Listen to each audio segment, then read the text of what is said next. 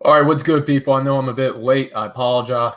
I apologize particularly, and one, it's because I got a lot of stuff to do, not a lot of time to cover it. So I'll let some people come in here right quick, and we will get started on the subject at hand, which is why the 1980s and 90s were the best decades of BMs. I know certain entities, I can't spell it out specifically, but you all know who I'm talking about, what I'm talking about, and at what period. And some of you can probably guess on why I'm going to talk about this because, quite frankly, from what I've seen ever since the 1990s, it has been nothing but garbage. And you all know it's true. I definitely know it's true. And you know what? Part of me said, you know what? Is this the best time for thinking black men? Is this the best time for BMs? Now, some people will argue yes. Some people will argue, and Ricardo Rodney, you're the first one here. But to be honest, I do not like lurking eyes. That creeps me out, honestly. This sort of creeps me out, honestly. But thank you for the support. Hey, what up? I see you in here, but hey, look, we're gonna do some research today. Granted, it's gonna be mostly on Wikipedia. It's gonna be mostly on just looking up celebrities and TV shows. But you know what? That's what a lot of YouTubers do, and they get tens of thousands of views and subs because of it. So if they can do it, why can't we? So with that being stated, I'll let some people get in here. We're gonna get this thing fired up, and you all know the rules. You get 50. Actually, you know what? 100 viewers or $50, I will turn my camera on. How about that? I'll cam up because some people apparently, and we're gonna get into this right quick. And I know for a fact that I'm not going to beat Her Majesty when it comes to the viewers. Now, you all know who Her Majesty is, and this isn't some hatred or hating on her because she's getting 10 times as much subs or donations as I am, but just being a parrot to Red Pill, Manosphere talking points, and trying to be a NAWALT. And part of me, the reason why I started this live stream late was because of said individual. Because quite frankly, I'm just going to say it like this. You do got individuals who, they say they're Red Pill, they say they're Manosphere, but in reality, a lot of them are just guys who are just not used to attention from females. And when the first attention they get from a female is something that doesn't involve them being yelled at or being demonized or anything of that nature, then they're all on it. They're all basically like, "Hey, baby, I'm good. You know what? Hey, what's up? Hey, man, look." Any case, I don't have time for this. We're gonna get into some business, and those who support. Those who watch. But those who don't, you know what? The loss is on you. So, with that being said, this is the main thing I want to talk about, and this is something I've been meaning to talk about for a long time. And first of all, let's get into the summary of it.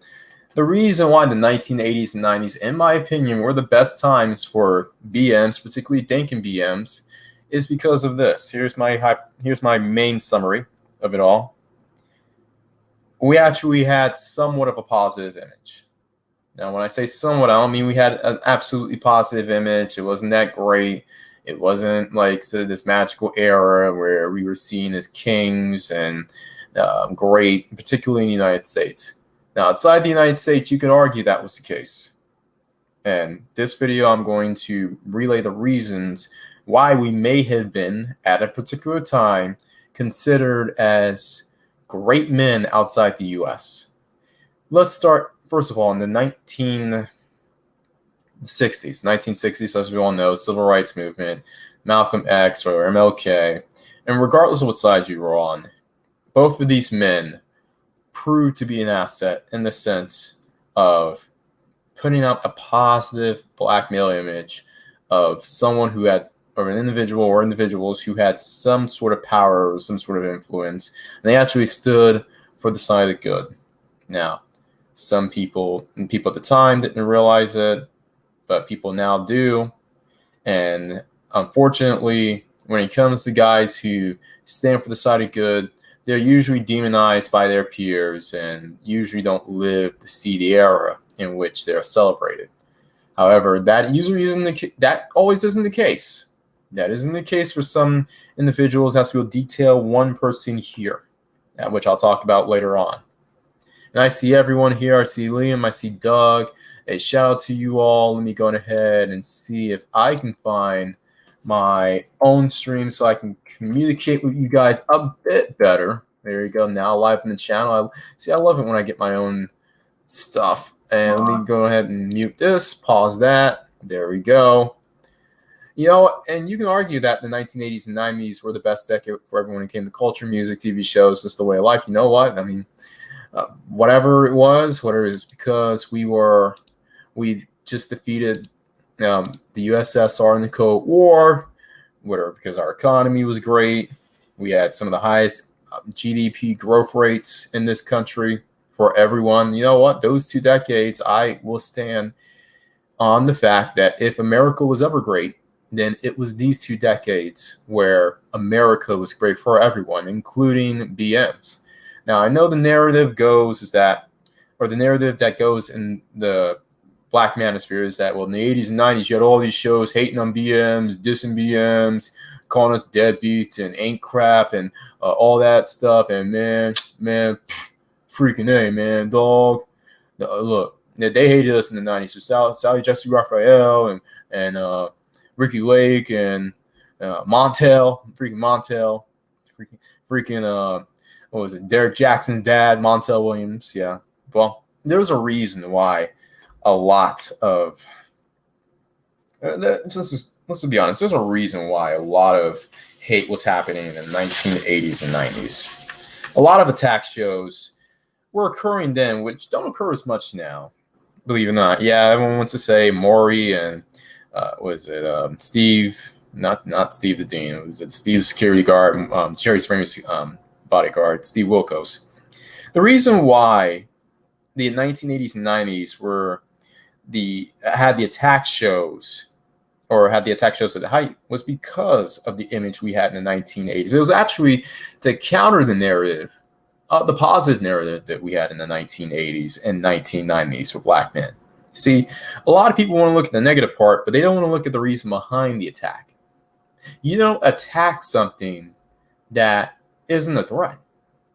And in the 1980s and 1990s, I posed that the Black man, particularly thinking Black men, non-stereotypical Black men, the non-shuck and jive Black men, were becoming the standard in this country.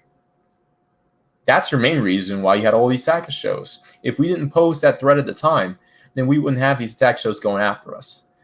And yes, now you see sort of a rise of that once again, which I credit a more or less attempt of a new renaissance of the Black male image. And this is also the reason why I do not get why people such as Kevin Samuels are attacked, because quite frankly, the image that he portrays and that he wants to push as the mainstream image poses more of a threat to our adversaries, than the typical image that we've been shoved in our faces for the past 20 years of Black men either being the stereotypical hood-ass Negro or just the baby kid or just a hypermasculated, I hate to say this, I'm a hypermasculated stereotype. And you know what? Let me see. Yeah. So you said, I was born 20 years too late. I hate millennials in modern society. And the 90s were just fun when people were more authentic. You know what? Yeah, you can argue that. Hey, I was born a year earlier than you. I think I was born 10 years too late because I didn't really get to experience the best of the 80s and the 90s. Now, I'll tell you this. I was born in the mid to late 80s. However, and I do remember the 90s, but a lot of that was remembering as a kid, not so much as an adult. And why I say that is because a lot of the best parts of the 80s and 90s were enjoyed, obviously, by people who didn't live in their parents' house. And obviously, by the time I had even gotten puberty, it was the year 2000. And we all know how the 2000s were. Nobody remembers the 2000s very fondly like that unless you're a Gen Zer. Which, God bless you if you do. And you want to remember the 2000s very fondly. I'll give you a link. But anyway, enough of me meandering. The reason why the 80s and 90s were the best decades for BM reputation. And maybe I should just put that up. Well, I'll just leave the title there. Well, it was because of the good BM, the black male image that was shown throughout mainstream society. Now, I will put I'll put a few individuals on. Oh, but before I begin, shout out to Trav for the $10 super chat. Thank you, Trav. See, this is what I'm talking about. Men who support men, real men. You got the suit on, but watch out. The Bebe's kids might call you suspect because you have the suit on. I don't know, but shout out to Trav for the $10 super chat. But let's get started with the research because Bebe's kids don't like research, and even on Wikipedia, don't like research. But I will type you in three names that could seal the deal. And I can just end the stream right now after typing the names of these four individuals that I'm going to talk about when it comes to the BM reputation. Now, first of all, this first individual who, quite frankly, is probably going to be the most, let's put this first individual in here. If all of you can guess, I'll shout you out to the first individuals, or any of the four individuals I will point out within the first part. And let's just put in the first individual. Well, look at this. Look at this. Look at this. You guys are following this? This is what I'm talking about when it comes to cultural impact. Because when you put in Michael after the technical name of Michael, look who comes up first. And look who comes up second. The icon of the 1980s and an icon of the 1990s. Just to prove my point. But let's go into Mr. Michael Jackson right quick. Michael Joseph Jackson specifically, who unfortunately is no longer with us. And you know what? A lot of what happened, he had a very rough upbringing and a rough downfall. And I'll get into the part of the reason why he had such an adversarial life. And I believe it was the reason why he was accused of a lot of heinous things. But as you can see here, Mr. King of Pop, Michael Jackson. We all know of his accolades. I'm not going to go through it here, but let's go to this legacy. Look at this. Obviously, we all know how he became the king of pop. And for much of Jackson's career, he had an unparalleled worldwide influence over the youngest generation. And obviously, you can go into here. You can go into reading that. I'm not going to read all of that because of a lack of time. But and look at this. Okay, well, hey, I don't want to dox myself here, but I actually haven't seen it. Maybe I need to go around town and see where this is. But in any case, as far as the cultural impact of Michael Jackson, not only are there paragraphs of Michael Jackson, but there's actually an article about the cultural impact of Michael Jackson. And look who he's with. He's with the first family of the 1980s. You know what? Enough said. This right here proves my point. But let's look at what he has done. Obviously, Michael Jackson reintroduced black music to mainstream American radio. Until then, so-called restrictive special format programming, a genre-driven radio contract philosophy which segregated music by race, introduced in the 1970s. Limited airplay, blah, blah, blah. Look at this. Yeah, exactly. I'm not going to even... Now, I'm highlighting all the words black to say, yep, okay. Yeah, so I'm going to let all of you read this, but as far as this is concerned, all of you who are around in the 1980s remember the impact Michael Jackson had when it came to not only Black America, but non-Black America. If you were around in the 1980s, and if you ask your typical teenager or someone in their 20s, this is the reason which I wish I was a teenager in the 1980s. I wish, because regardless of what they were raised with, what their parents told them about that black music stuff, one person you knew your average white American or non-black American listened to was Michael Jackson. And that isn't just here. That isn't just in America, but that was across the world. That was across the entire globe. And there's a global impact paragraph here. Look at this. Anyway, we won't get too much into that. I'll leave that for your own reading. But the second person I want to talk about when it comes to global impact is this individual, Michael Jordan. Now, when it comes to sports, you want to talk about someone who's the best of all time? You can argue he's the best of all time. Now, a lot of people will say, was it Magic Johnson, who is another individual? He's an honorable mention. I'll give Magic Johnson his credit. You got Kareem, you got Wilt, and to the modern era, you got more, I guess, I don't know about LeBron. Kobe, I'll give him Kobe credit. But as far as cultural impact, if you want to talk about where Michael Jordan lies when it comes to being the greatest, international appeal. Now, let's look at international. Okay, there's INTERNAT. Okay, so global cultural icon. Look, he was integral in helping to popularize the NBA around the world in the 1980s and 1990s. Yeah, remember he was playing since the 1980s, so he wasn't just a 90s icon. He was doing his thing in the 80s. He was with the Bulls in the mid to late 80s, and he actually won a championship with UNC. So he's been relevant.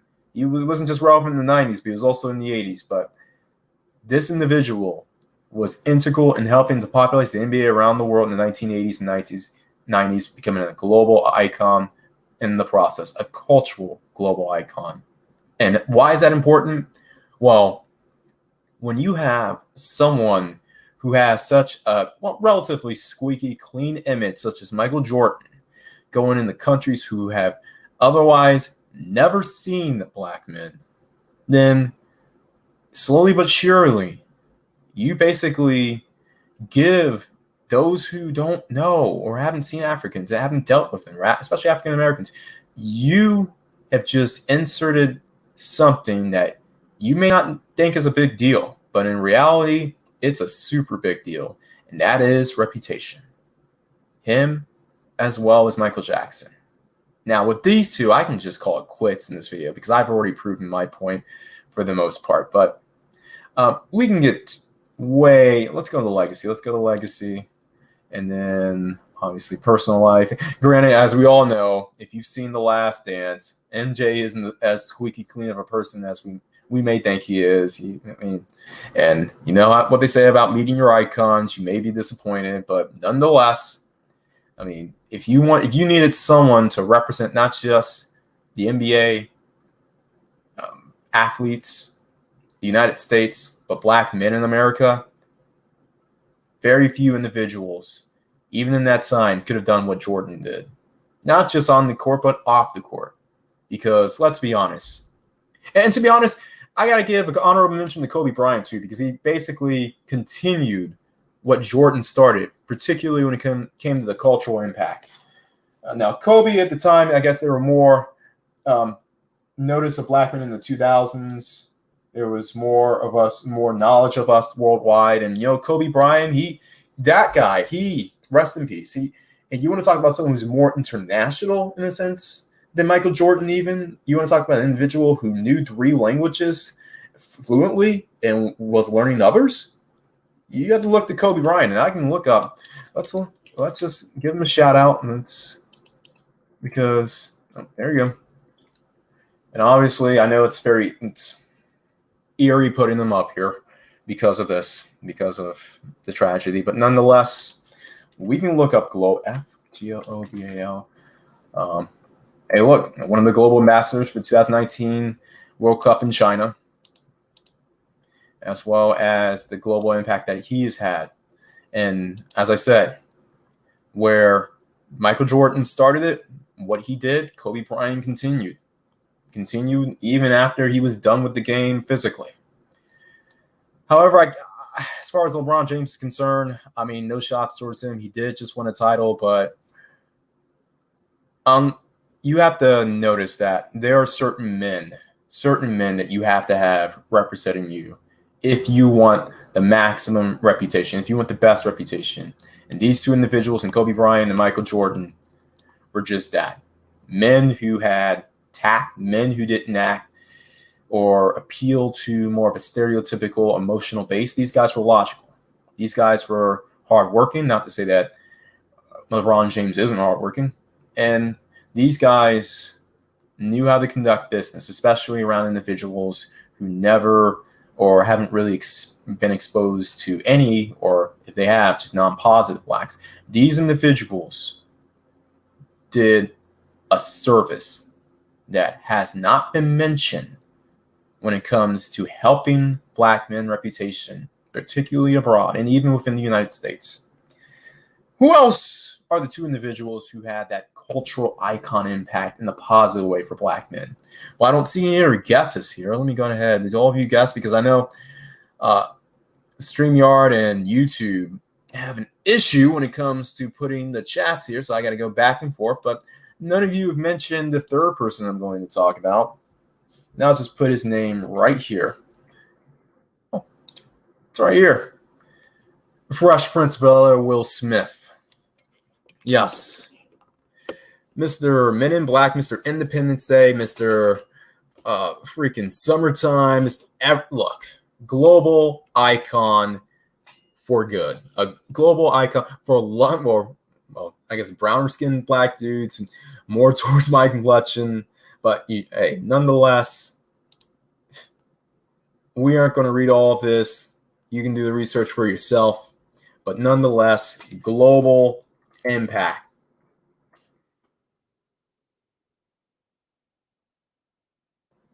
Well, global box office receipts. Look at this. Look at this. His films have grossed over $7.5 billion at the global box office. Now, I don't even need to read anything else when it comes to his impact and his significance. But as far as that's concerned, you can go ahead and I know he's taking recent L's with the entanglement stuff. We aren't going to mention that. And of course, everyone wants to hit me up when I'm doing something. Thank you very much. And of course, you got other things. Yeah, anyway.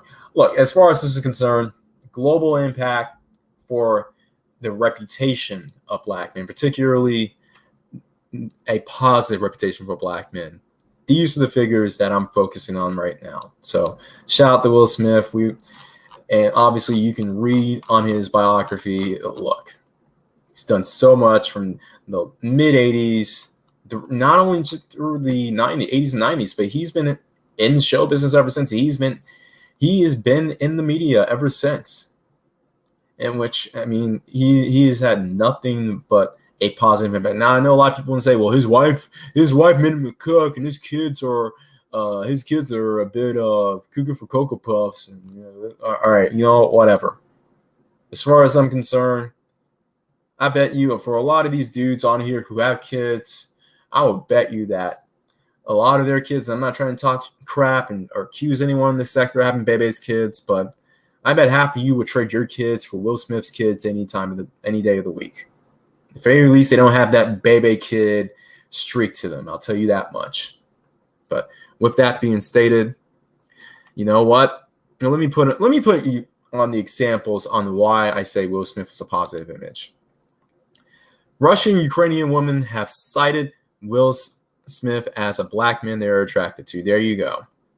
You're making one of my points on the reason why I point out Will Smith in this. So with that, let me go ahead and see what else is up in the comment section. Yeah, they didn't play the effeminate nonsense. Now, a lot of people will say, Mike Tyson, too, he was a global impact, and he had his own right. But the reason why I'm leaving him off this list specifically is because the reputation he had was pretty mixed. People admired him for his physicality, but, there were some things he got caught up with. No fault of his own. But to be honest, he just cuts short. I mean, we have to have standards when it comes to men, particularly black men, who have really driven the reputation for good. And I'm not saying Mike Tyson isn't any good. I mean, right now he's being admired. I get it. He's coming back into the ring, and the best of luck to him. But as far as men that we can we can cite as those who have had an extraordinary positive impact, these are the men we're going to focus in on today. The fourth person I'm going to talk about, in which all of you have mentioned as a person who really laid the groundwork and really actually set the tone of the Black father and how he's been received throughout this country. And, and honestly, I think it's part of the reason why we were seen better then than we are now is because he was America's father, not America's Black father, a token Black father. He was cool with all the other white fathers who were around in the 1980s and early 90s. He was America's father. And that is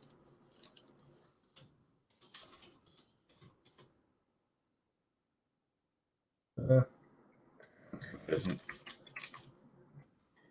I know. He is William Henry Cosby, or Bill Cosby Jr. Now, a lot of people are going to cringe when I put this person's picture up. And look, say what you want about his recent dealings and all this other stuff. And I'm not going to speak on that right now. I'm not going to get into all the controversy. I'm not going to even detail on why I think he was accused of all this stuff. But I will say this. He was an instrumental part in shaping a positive image of Black men and Black fathers in the 1980s and 1990s. And you want to talk about, his stand-up career, the 80s, obviously. So he's been around since the 70s, well, the 60s, 70s. Was it 1977? He had his Hollywood star. I'm not sure if that's there anymore. But as far as the 80s and 90s are concerned, this is where he really shined. This is where he really made his mark. And as far as that's concerned, we all know how The Cosby Show was one of the number one rated shows in this country, if not the number one rated show. He normalized success for Black men, exactly. And shout out to Naima. Hey, what's a good Naima? Hey, look, for all of you who are in here, I know 20 of you are in here. I know 20 of you already hit the like button, but how many likes do we have right now? 18 likes. Or no, 17, 16. Okay, we can do a bit better. We can do a bit better with 16 likes, people. Come on. I don't ask you for a lot. I don't pause the streams to give me some money whenever I make a good joke or a good roast. So let's go on ahead and push this positive impact image out. And yeah, you see, that's the thing. We're the dudes who do stuff like this. But shout out to Naima. As I said, one of these days, when I get a StreamYard or an OBS stream, I'm copying this. And yeah, but in any case, we all know the positive impact he had in the 1980s as well as 1990s.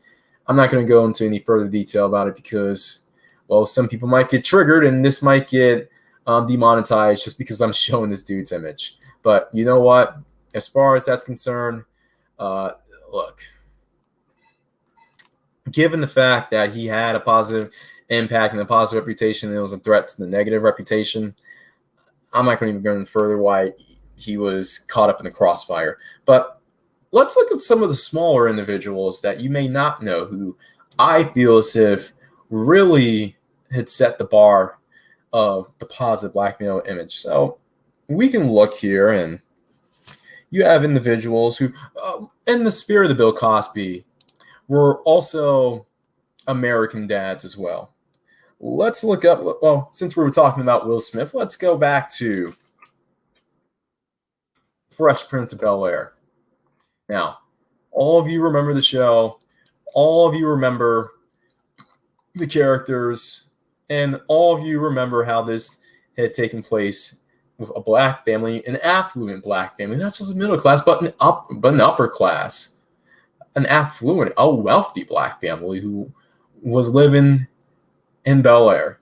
And why am I pointing this out exactly? Well, besides the fact that this had a functional Black family, you had the late James Avery playing, among other characters. Oh, yeah, actually, he played in Aladdin. Cool. And also, we all know how his role was with Shredder. So shout out to Shredder. R.I.P. Shredder. But He was best known for his role as Philip Banks in The Fresh Prince of Bel-Air. So that's so why is this significant? Well, you had, I mean, quite frankly, right now you do not have characters like James Avery, Cliff Huxtable, and another American dad on TV these days. You just don't. You barely have white dads these days. I mean, who can you name a white father on TV these days? Really? But back then, in the 1980s and 1990s, you had black patriarchal images, such as Philip Banks, such as Bill Cosby and Cliff Huxtable, and you also had. I'm just going to type in the TV show because I can't. Family. There we go. So, also this show. Now, I know this show, and to an extent, The Fresh Prince of Bel-Air get a lot of flack because they depicted certain individuals, particularly thinking black men, as either socially awkward or just culturally obtuse when it came to keeping it real and all this other kind of stuff. But we have to point out the positive parts, which deal with this individual, the person who played Carl Otis Winslow and Reginald Fell Johnson, which he does not have a picture. We all know how Carl Winslow looks, so there's no need of showing his picture, but nonetheless, and obviously he played several characters, mostly under the policeman trope, but hey, look, it's all good. It worked out for him in the 80s and 90s because apparently while he was working as a Chicago PD, he also was working as an LA PD in the Die Hard series and a traffic controller. Okay, cool. So with that, you have Captain Carl Winslow. Exactly. Was he a captain? Good stuff. But as you can see here, Carl Winslow, Philip Banks, as well as Bill Cosby, these psychologically were basically psychologically responsible for countering the negative images that we did have back in the day of us being deadbeat fathers or absentee fathers or simp fathers or anything of that nature. So we have to give these guys credit where credit is due.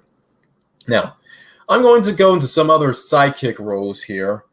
And why are I know a lot of people say, "Oh man, these are sidekicks. These weren't the main guys. These are just these are sidekicks of white guys." Well, I'm going to counter that by saying, you know what? What would you rather have in this day and age? Would you rather have a black person being a sidekick character who is a positive image, who is nonetheless cool, or would you rather have a lead role of a black man who portrays nothing but a stereotype? You be the judge of that, and you can see the results because, quite frankly, from what I'm seeing these days, with all these other shows, you got Power and Empire and all this other crap. I mean, yeah, you can argue Power is a good show, but overall, let's be honest, the character from Power, the lead character from Power, isn't he in the drug business? Isn't he sort of like in and out when it comes to like that kind of life? Is this the best we can do when it comes to lead characters? Oh yeah. Oh, I'm. Thank you for pointing them out as well. Thank you, Anthony Thomas, for pointing them out as well. He also had a cultural impact, and it's this individual, Eddie Murphy, Eddie Regan Murphy, American actor, comedian, and singer. Obviously, he rose to national fame on SNL when it was good, and hey, one of the greatest stand-ups of all time. Eddie Murphy is right there, number 10. I like to see the list personally to see who's above him, but obviously we all know his work. He's still working to this very day, and over $6.7 billion worldwide, 6th highest grossing actor in the U.S. Exactly. In 2020, he went. Oh, really? Okay, he won his first Primetime Emmy Award. Okay, cool. All right, but nonetheless, global impact. Okay, global, international. Oh, okay. So, as far as international and global impact is concerned, Eddie Murphy. When you meant most people will know outside the United States who he is, and as far as comedy is concerned, he has laid a positive impact for black men as well. So definitely honorable mentions go to the likes of Eddie Murphy.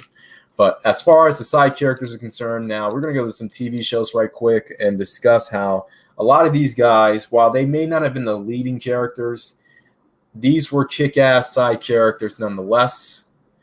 So, and these guys were not, well, I'll give you the reason why I'm pointing out these guys.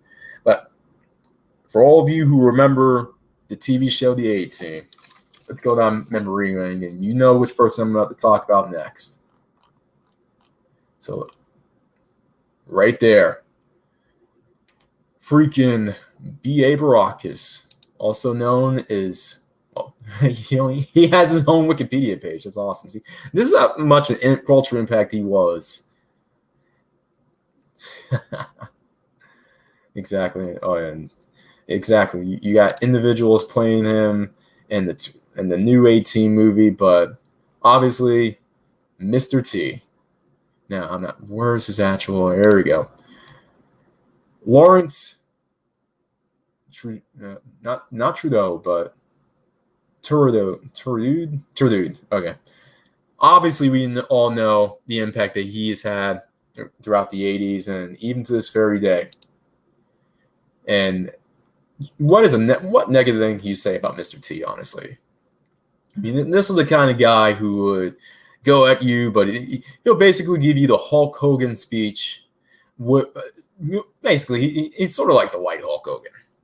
The black Hulk Hogan, excuse me. And to be honest, hell, didn't he face off against Hulk Hogan at one point? I know those two had plenty of interactions in WWE.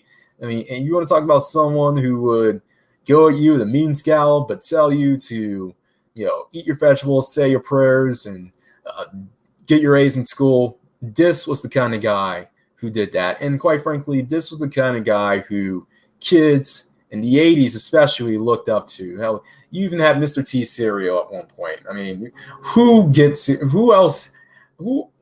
hell, even these other guys I've mentioned, I don't think any of them have their own cereal brands. But Mr. T cereal, believe it or not, Clubber Langham, Rocky 3, we all know the history. Look, you pity the fool. You don't hate Balboa, but you pity the fool. Exactly. And there's a reason why Mr. T was chosen as the main nemesis on Rocky 3. Well, let's go out to Rocky 3 and okay, good. Let's go out to Rocky 3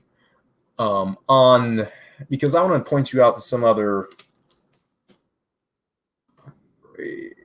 We all know Rocky 3. A lot of people criticize it for being very celebrity laden, but you know what? There's a reason why I'm pointing this out.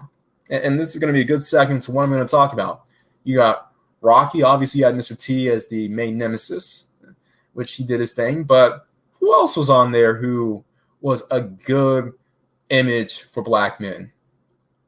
The main rival, Carl Weathers, also known, well, he's done a lot of things. I think he actually he played for the NFL and CFL. But obviously, he's best known for betraying Apollo Creed.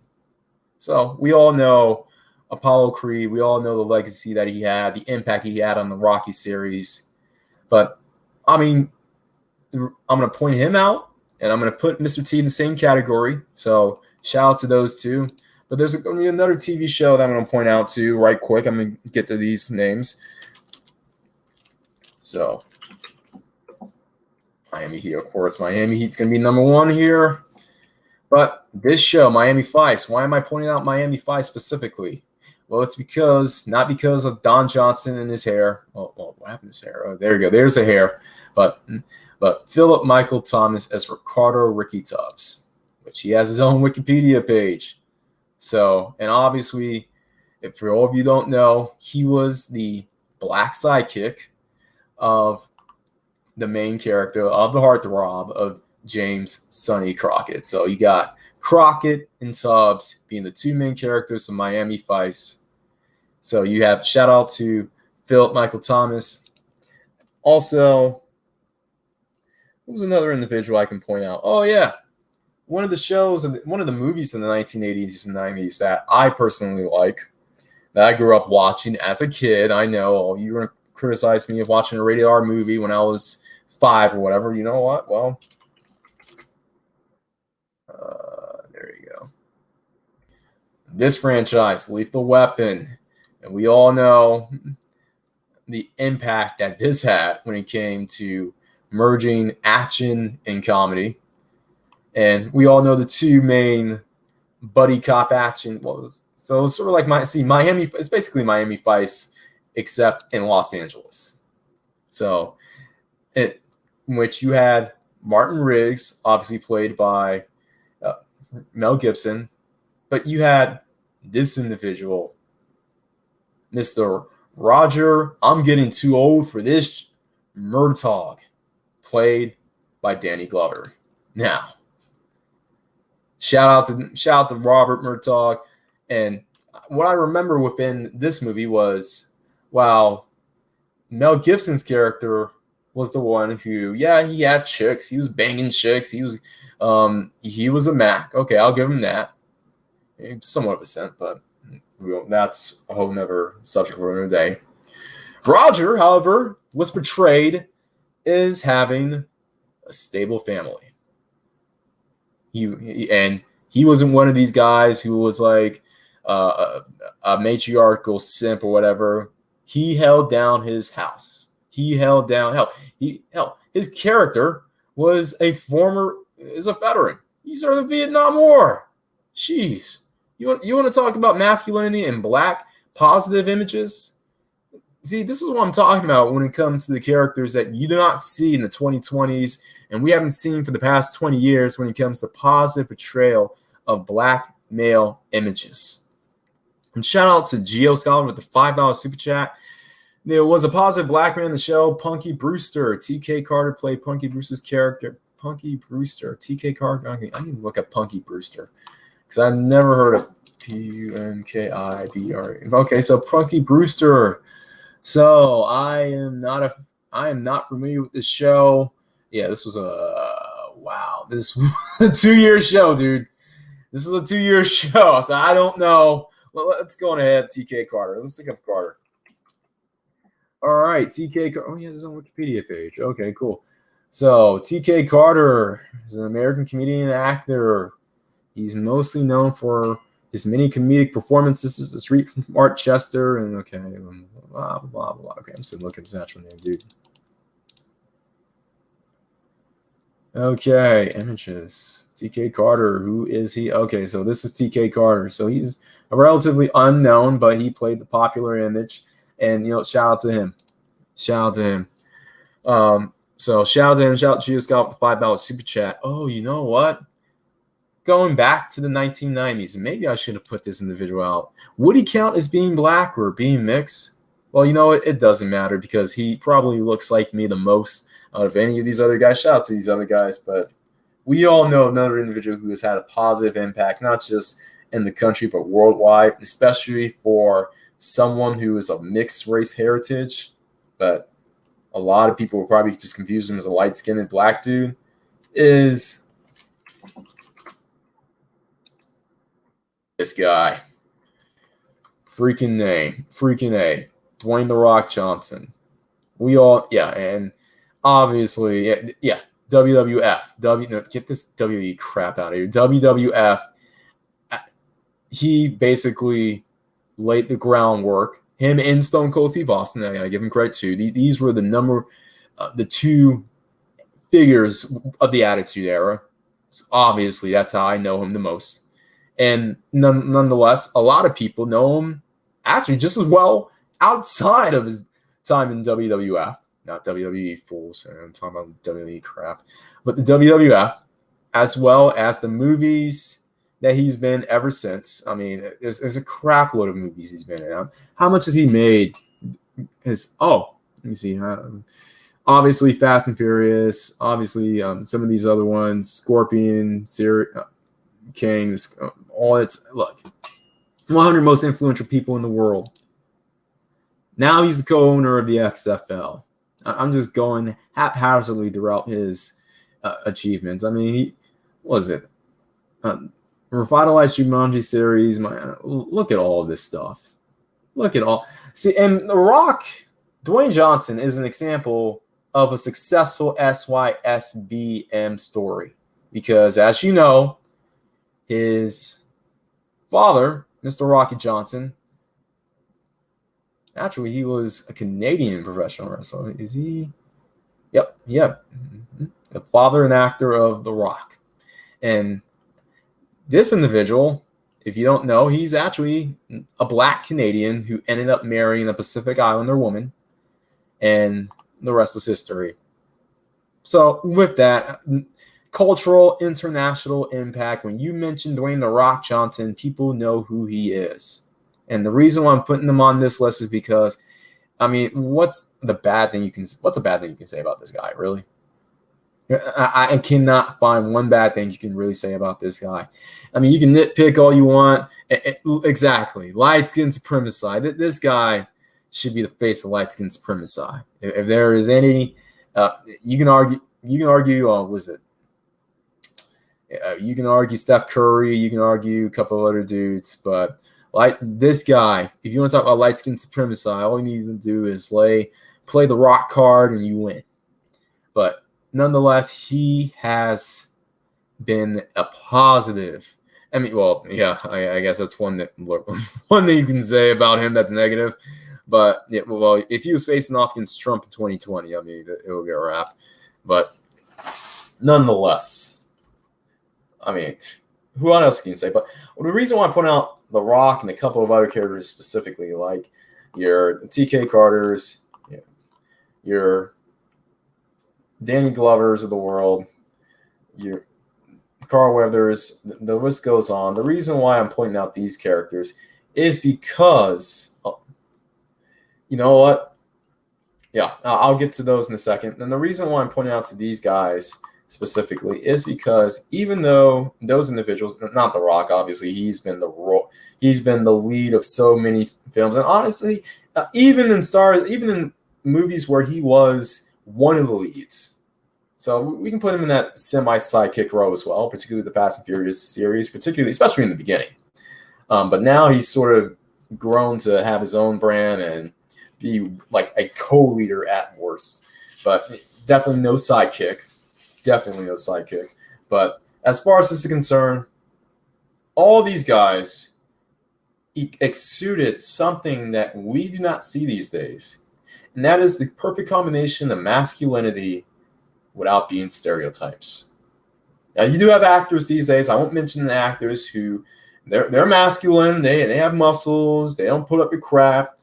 Cool story, bro. But notice how a lot of these guys, particularly celebrities, people who became celebrities in the late 90s, 2000s, especially in the 2010s, you can just tell that they were just somewhat stereotypical. They had that stereotypical Bebe kid whip to them. I don't want to completely call them Bebe's kids per se, but you know the ones I'm talking about. I'm not going to mention the names. I'm not going to go into details, but another thing that the Geo Scholar pointed out with the $5 super chat is that black athletes from the 80s and 90s to make us proud. Ken Griffey Jr., Bo Jackson, Michael Jordan. Oh, yeah. Speaking of other athletes, let's look up Ken Griffey Jr. Ken Griffey Jr. Obviously, Ken Griffey Jr., the kid, obviously former baseball outfielder who played 22 years in MLB. Wow. And, okay, his dad is an American professional football, was a football player, retired. And, Trey Griffin. Look at Trey Griffin. Okay, so he's a wide receiver, and played for the University of Arizona. But look at this. Look at all these athletes. Obviously, National Baseball Hall of Famer, obviously. Batting average, pretty damn good. And, yeah, as I said, does he have a World Series ring? He does not have a – does he have a World Series ring? Sheesh. Okay, well, he's been an all-star damn near for all of his career. But nonetheless, yeah, 99.32% first ballot. So Ken Griffey Jr., obviously a great role model and a great representation of black men, particularly American black men in MLB. Because I know we have a lot of other non-ADOS black men who are in MLB, and I mean that's good. But we got to give credit where credit's due. Bo Jackson, another one. Bo Jackson. Obviously, Bo Jackson is a former professional baseball and football player. Whoa. And he is the only professional athlete in history to be named an all-star in both baseball and football. And obviously, he's one of the greatest athletes of all time. And yeah, dang. College Football Hall of Fame, Pro Bowl, played for, let me see who he played for. So obviously in the MLB, he was with the Royals and the Angels, White Sox as well. But also for his NFL career, he was with the Raiders, who I believe does he have a super Heisman? Obviously, the Heisman Trophy. Yeah. So, and obviously I already went to Michael Jordan. We all know about Michael Jordan. And Bo Jackson knows best. So, yeah, damn, it's been a while since I've heard of that. But, yeah, other than that, look, I mean, Deion Sanders, honorable mention, Kareem Abdul-Jabbar, I mentioned him as well. He goes by Robert. All right, cool. Didn't know that. Bill Russell. So definitely Bill Russell. And yeah, shout out to him being SYSBM. And shout out to the stuff that he went through during his time with the Celtics, because Boston was not nice to him. And yet you have some PUA dozers talking about, if you want a white girl, go to Boston. Are you kidding me? The return of the PUA scum is here. I'm not going to go into that in this video. Oh, I'll go into that eventually, but yeah. Other than that, yeah, we knew what we were trying to say. But yeah, with that being stated, the thing about these individuals, the Bo Jacksons of the world, oh yeah, the Walter Paytons of the world, the Walter Paytons, yeah, all these are guys. And obviously, I mean, let's go into Walter Payton. Obviously, we all know, unfortunately, he's no longer with us. He died too soon. Oh, he's my height. Okay, he's my height, and he's around my weight, so, sheesh.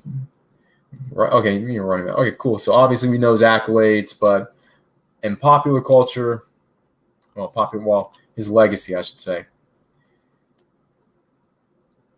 Yeah, so obviously, he has the Man of the Year named after him.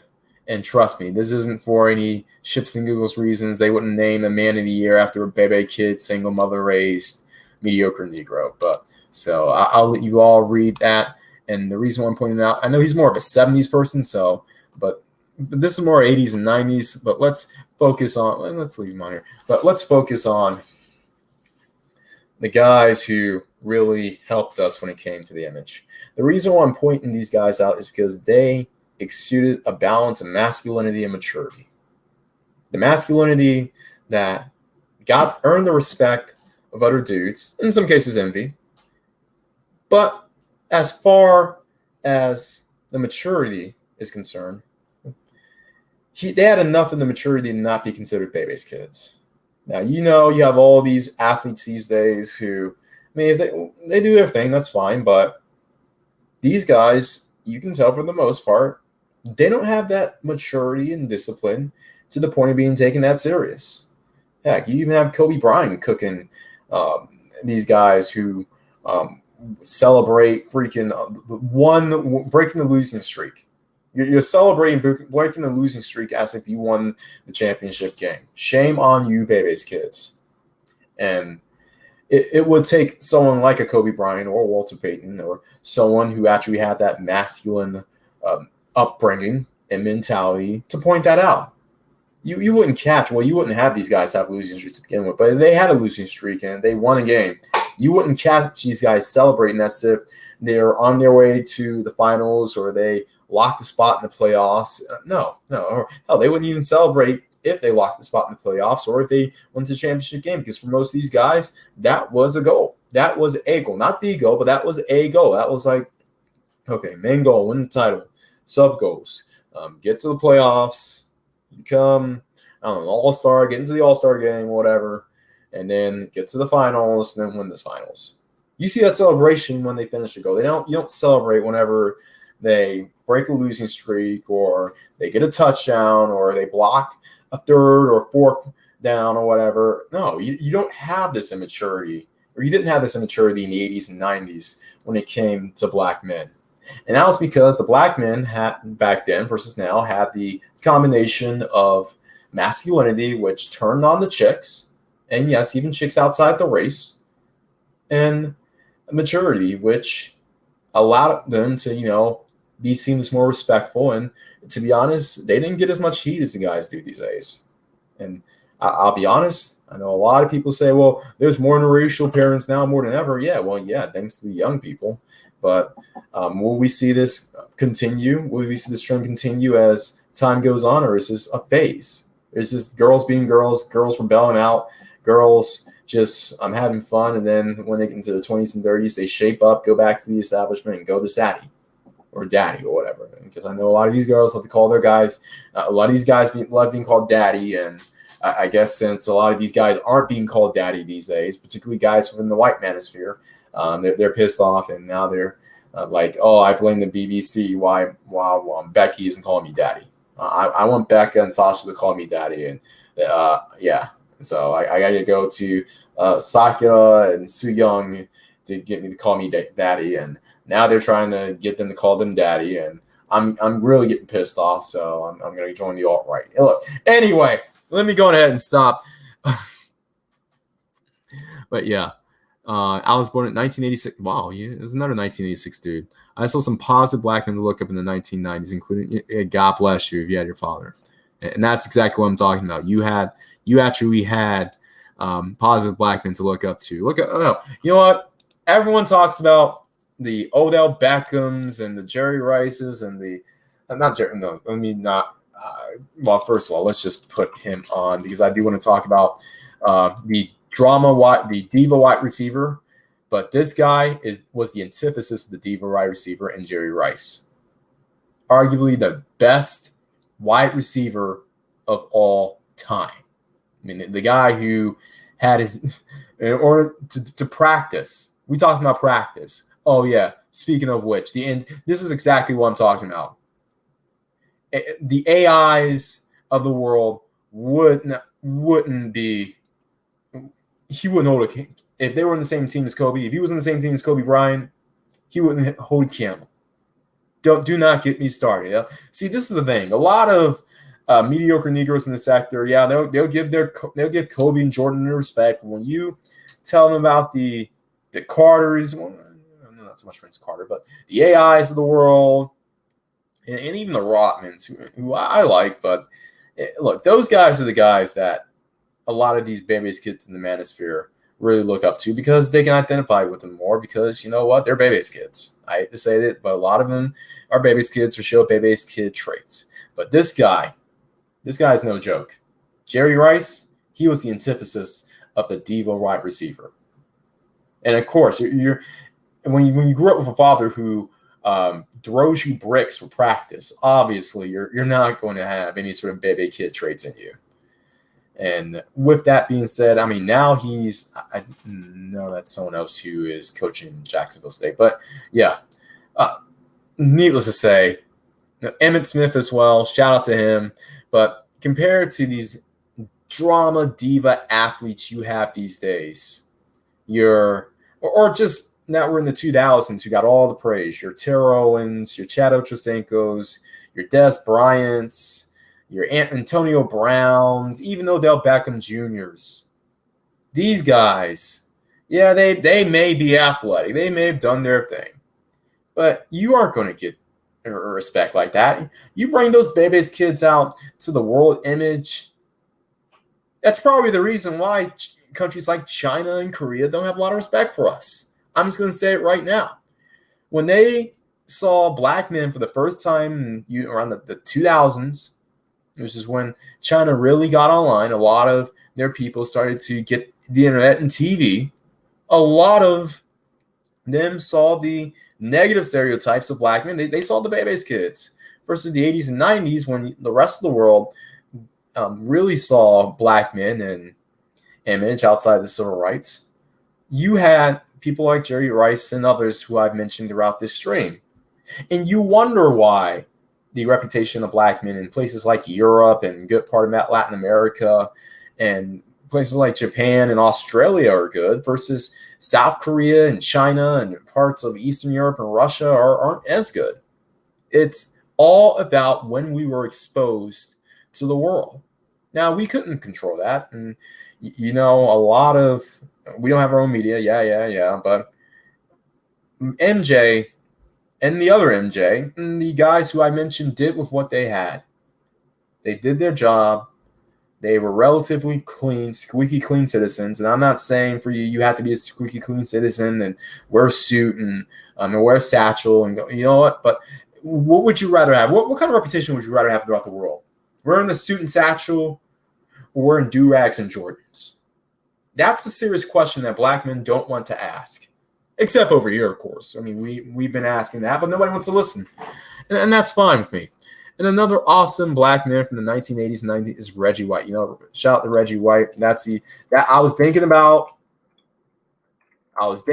another individual, and this is the guy I was wanting to mention. This guy, Christian man, family man, SYSBM Hall of Famer. Thank you very much, Mike Sands. Yeah, also Michael Singletary, Bruce Smith. Shout out those guys as well. Yeah. But as far as that's concerned, Reggie White, you want to talk about someone who, he has a Super Bowl ring. So granted, he should be with us right now. Only he's what, only 53, 60. He should be 60 right now. But yeah, other than that, this guy was a good ambassador of black men.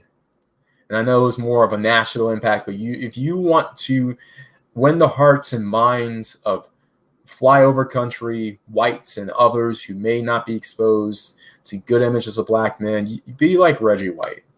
This guy was very deeply involved in this faith. He was really, and he started off in the USFL, by the way. He wasn't he wasn't really drafted by the NFL immediately, but he worked his way to the top. You want to talk about someone who worked his way to the top and earned the respect of everyone that not only he played with, but he played against, and others who just observed. Yeah. And obviously, he did professional wrestling. All right, cool, good stuff. In Christian ministry, obviously, as you can see, a man who was deep into the Christian faith and was a good representation, not just of a black man in America, but a Christian black man. So, and yeah, okay. Well, but the legacy, obviously, he had a legacy, and which I'll let you read in your own time. But and obviously retired. But yeah, David Johnson, shout out to David Johnson too. Military, and then military for you're talking about someone who military before the NBA. Shout out to David Johnson. There you go. But shout out to Falcon Black with the $2 pound super sticker. Shout out to him. So, with that being stated, there is one other person I do want to point out, who, and since we're talking about sports, now this individual ended up being a cultural icon around the 60s and 70s when he was at his prime. But the reason why I'm pointing out to this individual was because this guy ended up getting the ultimate vengeance. And by the ultimate vengeance, I'm meaning while his peers jeered him, those who jeered him, their kids ended up revering him. And that would be the greatest of all time, Muhammad Ali. You want to talk about, or Cassius Clay Jr. You want to talk about someone who, obviously we knew what he did in the mid-20th century, his activism, him wanting to give up his career for what he believed in. Some people will nitpick and argue about him being a colorist, using colorist promotion against his opponent. Obviously, his time with the NOI and that sort of thing.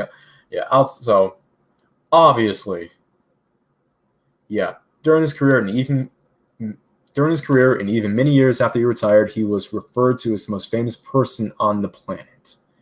Now, I know he's more of a 60s, 70s person, but the reason why I'm including him in this video is because in the 1980s and 1990s, that is when a lot of people started to warm up to Muhammad Ali. Now, what am I talking about specifically?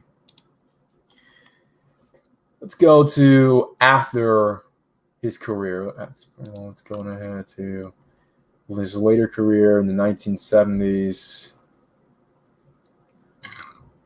200,000 hits. Damn. So, okay. Now, obviously he did his thing in the 1960s and 1970s, but it was around the 1980s and 1990s when he really was getting the respect that he was due. Obviously, George Foreman as well. I think he had his own cartoon show, I want to say. Muhammad Ali TV show.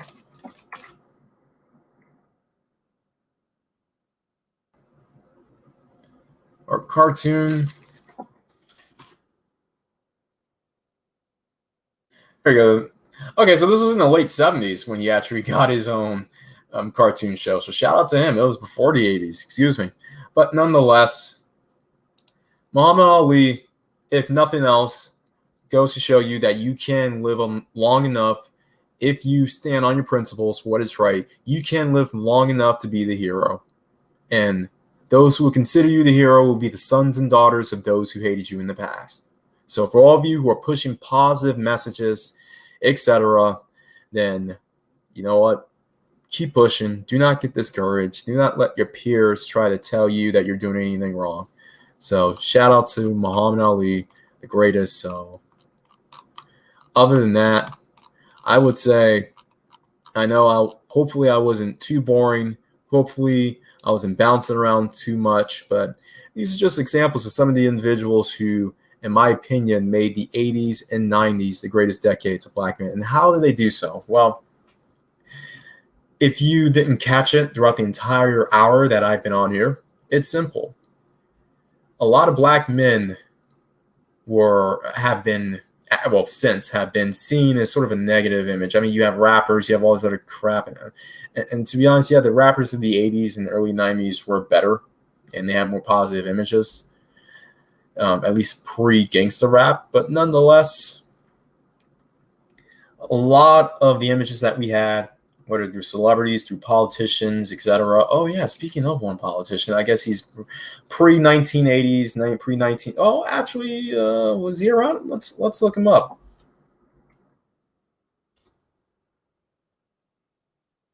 Oh, well, he's the son, but let me go ahead and there we go. Okay, he died in 19. I remember when he died in 1993, and I remember, was he the one? Yeah, he was the one who was replaced by Clarence Thomas. He, in his own right, was a good, it has been a decent image of black men, but this guy was an icon. And this guy, exactly. So I guess he's before the 80s and 90s, but shout out to him. Bruce Lee is not a black man, but he had such an impact on black culture and the global culture at large, and he married a white woman. Hey, shout out to Bruce Lee. And it's, I mean, was it Enter the Dragon? I know it was the black dude he worked with on that movie. Yeah, so Brian McKnight. Like, I'm seeing all these other guys that it's going to take hours mentioning the good, non-stereotypical, non-bebe kid, patriarchal, having a father black men that represented us, which made our time in this country just a bit easier and made our time outside the country a lot easier. These individuals, all these individuals who I've mentioned about this past hour, did something that could not have been done without their masculinity as well as their maturity. And that was counter the negative images that were plastered and are still being plastered to this very day about black men. whether it was the hypermasculated or the slave image or the damn near incel image that was portrayed with the likes of your Urkels and other images. Nonetheless, these individuals, along with other individuals, many other individuals who I can mention. I mean, you got plenty of wrestlers who were good images of black men. You got plenty of athletes, other celebrities. Freaking A, I can even go into the esoteric parts about what ever since between the time beer flu happened and sports started to come back, I was just binging on random stuff. One of the random stuff was American Gladiators, and I was reminded of how, you had dudes like black men who were masculine but weren't stereotypes. Dudes like with Saber and Gemini, hell, throw them in there as small mentions on putting that positive black image in the minds and hearts of all Americans. And trust me, a lot of people say, why are you doing this, Clutch? Why are you trying to appease and trying to prove to people that we're positive? You know what? The point of the matter is that it's either the positive images or the negative images. And if you aren't fighting for your image, someone's going to try to define it for you. If you aren't defending it, someone's going to try to offend it. There you go. If you're not trying to defend your image, someone will offend it. That's my argument in the sentence. And anyone wants to counter it, feel free to go on ahead. I hope that this has been an educating hour, somewhat entertaining. I know I'm not the most entertaining person. I know I don't have the OnlyFans. I want the OnlyFans crowd. I want your OnlyFans money. I'm gonna narrate thinking block on talking points, and guys, I don't know why they don't want women in this space. I don't know why they don't want women to speak on behalf of black male issues, and I don't know why exactly. I don't know why, because a lot of these guys are they're looking for something. They're looking for a woman to speak. They're looking for a woman to speak on their behalf. But in reality, I'm just gonna pretend I'm a NAWAT, and when it's time, when it's the perfect time, I'm just gonna ask for these guys to join my OnlyFans. My OnlyFans to see my underpants. Don't you want to see some light skinned underpants? You want to see some light skinned underpants, right? You enjoy my OnlyFans come 2021. But in any case, shout out to the Geo Scholar. You mentioned Asian earlier. I looked something up. There were anti-black attitudes in China in the 70s and 80s. It was directed at Africans. Hey, you know what? And I wouldn't doubt that. And I want to speak about the African student thing. Well, let me see. I think you said something about the anti-Asian sentiment in the 70s and 80s. Hold on, here we go. There were anti-black attitudes in China going back to the 1980s. Had nothing to do with American blacks. It was against Africans. There were anti-African protests in Nanjing, China in the 1980s. Now, here is something that you pointed out, and I will analyze this right quick in my last segment, and the anti-black sentiment. Now, the anti-black sentiment in certain places of Asia, specifically, in Australia for that matter, Australia, Asia, Europe, when you see her Lady Majesty, exactly, her Majesty. But when you hear about the anti-black sentiments and the anti-black racism that happens, not to justify it, but not all of it is particularly towards African Americans per se. As a matter of fact, African Americans in a lot of parts of Asia and Europe and Australia tend to get an exemption when it comes to the prejudice that a lot of Africans face. And I know a lot of the pro-blacks and pro-whites will tell you, man, hey, if they cook one of us, they cook all of us. We're pro-black, pro-black, we're pro-black. I don't care. I don't care if they call me Tom in the culture. And they gross about me too because I'm pro-black. I'm pro-black.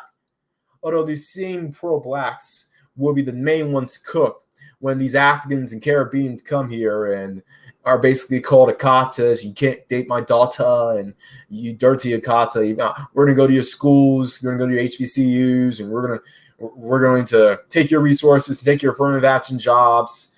And, well, partially it's because mediocre Negroes aren't doing the job, but they're too lazy to go to the HBC. Well, not all of them, but a good amount of them are just too lazy to go to the HBCUs. And it isn't because they're inanely lazy, but it's just because of the cultural, the cultural whatever. But other than that, look, these same Africans who you defend when they get cooked in Europe while you don't, will be the same ones who will cook you when they get to America. And take your jobs, go to your colleges, even bang some of your women. They'll pump and dump some of your women. Some of them, well, not a lot, because the African patriarchy ain't having that. Maybe the Caribbeans are more. They'll get your woman. They'll pump and dump them, and then you'll talk about them. Hey, baby, I'm pro-black. I'll take care of your. I'll be a cleanup man. Okay, whatever. But as far as African is concerned, there's one individual who I will point out, who none of you probably know about, and this is when we get to the real education here. A prime minister of Japan who actually had interesting things to say about Africans, but he actually gave an exemption to one group of Africans, and his name would be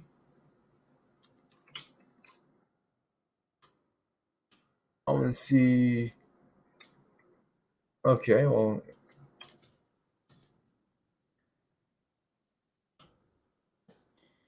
Okay, so let's just look up.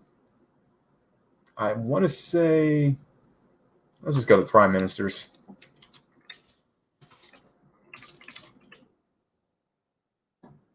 Now, with this being said, we're going to go through the list. Oh, here we go. Modern era. Here we go. By the way, they have a new prime minister, by the way, Yoshihiko Noda. So, what was it? Is he the prime minister? Hold on. No. That's Livermore. My bad. Former prime minister. Who's the new one? Who's the new dude? Yeah, Yoshihide Suga. There we go. That's the new guy. But there was a former prime minister who actually had some Junichiro Koizumi. Oh, here we go. So this was the guy who actually had some controversial things to say about Africans. Now, I'm not sure if it's going to be on here, but foreign policy, blah blah blah blah blah blah blah blah blah blah blah blah. He was pretty popular prime minister at the time. Okay, I'm just gonna research myself.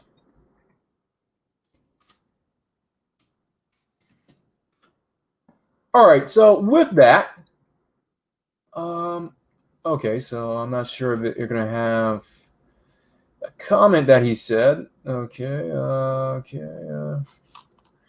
So I don't know. It was a comment that he said. Damn, I cannot find it exactly. He said something. Okay, blah blah blah blah blah blah blah blah blah blah blah blah blah. Maybe I can find it better on Wikipedia, because not Wikipedia, but Google. To Google. There we go. All right, so blah blah blah blah blah blah blah. Anyway, I can't quote what he said exactly, but this was the guy who basically stated that he didn't care too much for Africans being in Japan. Yes, he didn't care too much for Africans being in his country, because apparently there were a lot of Africans at the time in the Roppongi district of Tokyo. However, the same guy who said that I didn't care too much for Africans being in this country actually said that I don't mind African Americans being in my nation. So with that, just if you want to look for that quote, I'm being honest, and it's burnt into my brain. I don't know how it's burnt into my brain, but it's just a little random fact. So as far as anti-African sentiment, it isn't always just a racial thing, but it's more of a national kind of thing, or a regional kind of, or I guess a continent kind of thing, which Black Americans are exempt, which was one of the things that actually proves my point about how African American dudes, the guys of the 80s, 90s, and even prior, with the Muhammad Ali's and Thurgood Marshalls of the world, these guys made it so that particularly Black American men, couldn't be exempt from the bigotry or ethnophobia that a lot of the world has for certain individuals. Now, so the next time you get called by Nakata by some African, and when he's in America talking about some, well, you don't, you Akata, well, tell them to say that Akata trash in any other first world country and see how that would fly. See who would be the real Akata. So let me go ahead and Joe Morgan, I see that. Okay, shout out to that. And yeah, so I see all of you. Oh yeah, Joe Morgan, MLB Hall of Famer in 1990s into the. Oh whoa, yeah, shout out to him. He was definitely a positive black man. Yes, I saw that. Well, you know what? The anti-African attitudes in Poland and Ukraine. Some of it can be racial, and some of it can be specific towards Africans, but exclude African Americans.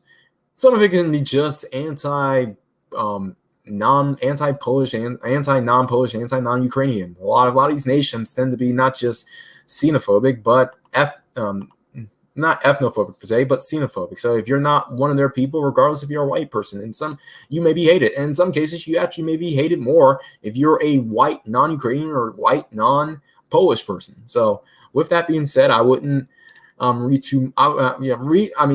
take note of it, but do not fall into the trap of thinking everyone's out to get you and the whole world hates you and you're nothing. You're one big N-word just walking around and they're like, oh, nobody likes me though. They don't like you though.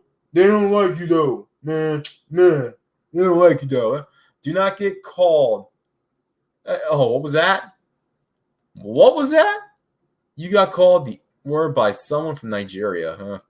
Well, don't let black Americans go to that country alone, because if they went to that country alone, if these thinking black men or thinking black men of today went to Nigeria alone, Lagos would turn into Dubai within a decade, which is more than what a lot of native Nigerians can say about their country. I mean, anyway, look, I'm not going to make this about non-ADOS versus non-ADOS discussion because I'm not that kind of person. Shout out to the non-ADOS blacks who've shown love.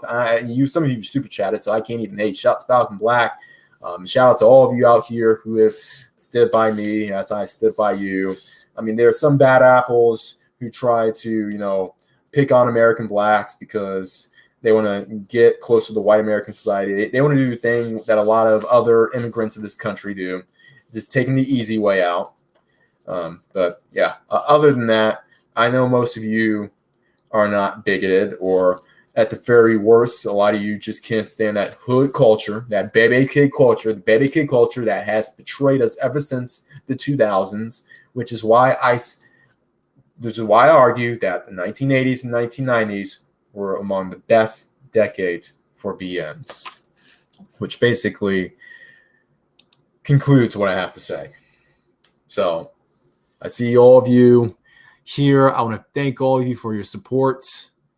And let me see if I missed any super chats. Let me go ahead and post the super chats just one more quick time. The Geo Scholar, you gave like several of those. And Vision, I think you gave some too. Falcon Black, I see you. Vision, yeah, you gave about 2. Let me see. Geo Scholar, whoa, you're sort of like me, Geo Scholar. You'll give like $5 super chats so that your comments can be seen multiple times. That's smart. That's smart. Let's see any Cash Apps, which, as we all know about Cash App and all this other stuff. But if I don't see anything else, shout out to those who I know. Let me see. I don't think anything else.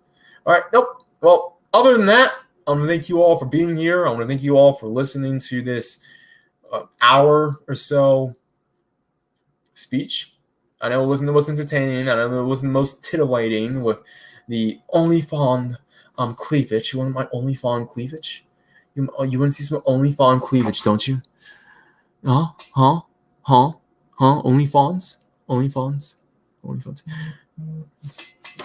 You see some OnlyFans cleavage. Well, I guess I'll let you kids go so you can go and watch your OnlyFans cleavage. Oh, yeah. Oh, we aren't even going to Afro-Cubano Americano. We aren't even going to that. We aren't even going to that. Some people are really going to get triggered. They're really going to get triggered. And, yeah, the only place where Africans have a reputation that's better than ADOS is the United States and maybe London and Toronto. And we all know the reason why they have it in the United States. Obviously, that's intentional. London and Toronto, it's probably just because they've been there for longer and they've established their communities, and their descendants have done stuff. And I mean, let's just say this: if you are in Canada or the UK, and if you're complaining about white supremacy, racism, all this other kind of stuff, I'm going to give you two things in order to straighten up. One, stop being a hood-ass baby kid who's imitating American black culture of the 2000s. I'm not talking about, like, if you want to imitate black culture of any era, you better do make it the 80s and 90s. Make it like the 80s and 90s. That's the kind of culture you need to imitate. If you want to imitate that balance of masculinity and maturity, patriarchal maturity, then imitate that. Imitate what you see in these 2 decades. Not that baby kid, yo, whippity whoop, I'm a road boy, rude man kind of bull crap. No. That ADOS crap, and you wonder why people hate you. People have no respect for you. I mean, freaking heck. You don't hear one master teacher talking about they hating me in London. All right. You can call them all the names you want, but look, all I'm going to say is this. One master sent, you have the best shot of taking down Her Majesty. That's all I'm going to say about that. If somebody watches all the way to the end, tell one master sent to get Her Majesty on, not on YouTube, but in real life, and then work his light-skinned supremacy to her underpawns, get her underpawns, and then just get some evidence. You don't have to record it, or if you do record it, get her consent, because that's what we're about here, consent. And then afterwards, just post it on YouTube. Just post the PG-13 version of it on YouTube, meaning like the 2 of you are at a bar or a pub somewhere, and that alone will tear down a lot of these baby's kids in the manosphere who have been simping for the longest. Dude, look, I'm wearing going to why everyone's calling one master teacher a simp. Look, if one master teacher wants to redeem himself, he will take down Her Majesty. He would take down Her Majesty. That's all I'm going to say this. Jonathan Butler, okay, out of South Africa. He recorded berries in South Africa and made awesome music in America. Jonathan Butler, okay, so I'll look him up. You know what? Hey, look, in those areas, they aren't bad. They aren't bad. But yeah, with that being said, well, yeah, we're going to get into that. Well, I'm not sure. Tory Lanez is from Canada? Okay, well, hey, look, and Drake isn't the worst. I'm not gonna go into that, but you know what? One master teacher, use your light-skinned supremacy, because actually being light-skinned supremacy and outside of America isn't a detriment to getting light-skinned chicks. Apparently, outside of America, and outside of America, you are not seen under the one drop rule. So use that light-skinned supremacy that actually works outside of America, and get Her Majesty to kiss the ring, and then off the dot. Just, everyone else out there, always bet on X.